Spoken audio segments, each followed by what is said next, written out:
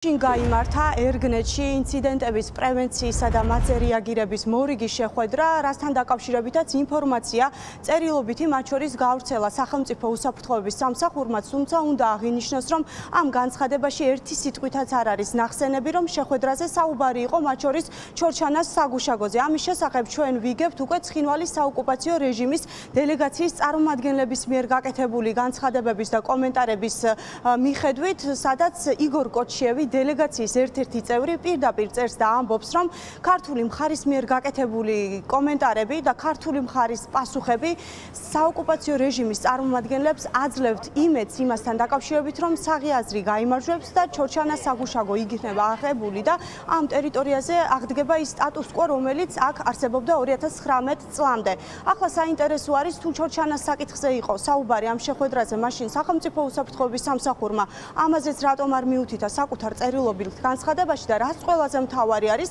ასეთი რა თქვა ქართულმა მხარემ ამ შეხვედრაზე, რომ ცხინვალის საოკუპაციო რეჟიმს მიეცა იმედი, რომ ჩორჩანას საგუშაგო იქნება აღებული.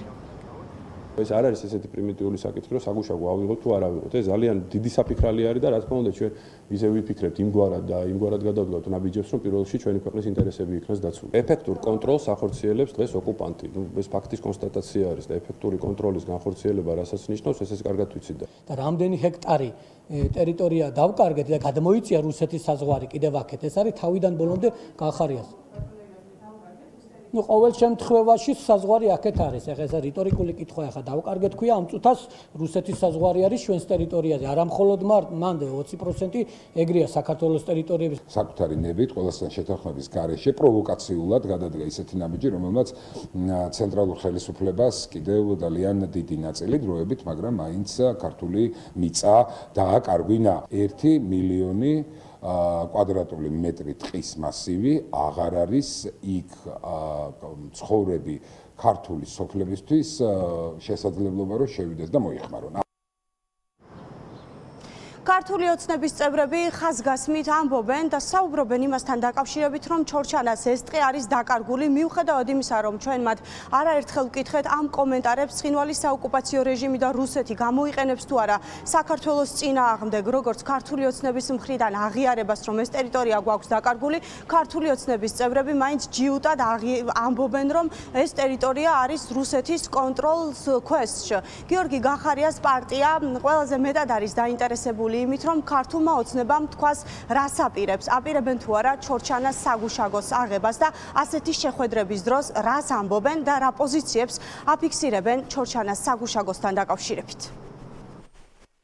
ორი გამოსავალი აქვს დღეს ქართულ ოცნებას, მას შემდეგ რაც ჩორჩანაზე პოლიტიკური მოტივებით დაიწყო ჩაბარების პროცესი. ერთი არის ის, რომ შევიდეს ოკუპირებული ცხინვალის მომენტული რეჟიმი საგუშაგოზე ტყის გაკაფვის შემდგომ და იქ არავინ აღარ დახტოს ჩვენი წარმომადგენლები და მეორე რომ შექმნან ილუზია თითქოს შეთანხმდნენ, რომ საგუშაგოს თუ აიღებენ, ყველაფერი ისე იქნება. მიუხედავად იმისა, რომ მონიშნები ვნახეთ ჩვენ ტყეში, მიუხედავად იმისა, რომ უკვე ინვესტორი მოძებნილი ყავდათ იქ ტალკის საბადოსთან დაკავშირებით. იგორ კოჩიევმა სიტყვით თქვა შეხვედრის შემდეგ, რომ ქართული მხარის პასუხებიდან გამომდიდარე ძალიან დაიმედებულები ვართ და გვაქვს იმედი, რომ საქართველოს მხარე ძალიან მალე ჩორჩანას საგუშაგოს მოხსნის და უკაცრავად ერთი განცხადება გააკეთოს საგარეო საქმეთა სამინისტრომ, რას ლაპარაკობენ ერგნეთში, როცა ეს ორი მხარე ერთმანეთს ხვდება. მე დარწმუნებული ვარ, რომ ძალიან დიდი ხანია ჩორჩანას საგუშაგოს ჩაბარება უნდა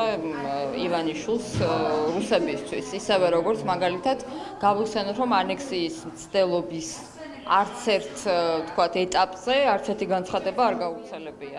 იმიტომ რომ ივანიშვილი სიმხდალით სავსე პოლიტიკით აპირებს, რომ ჩააბაროს საქართველოს ტერიტორიები რუსებს.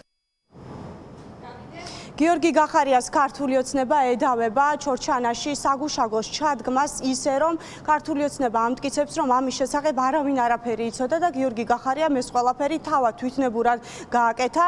გიორგი გახარიას წინააღმდეგ საქმე არის აღძრული და მომდევნო პროცესი 28 რიცხვში არის ჩანიშნული გახარიას წინააღმდეგ.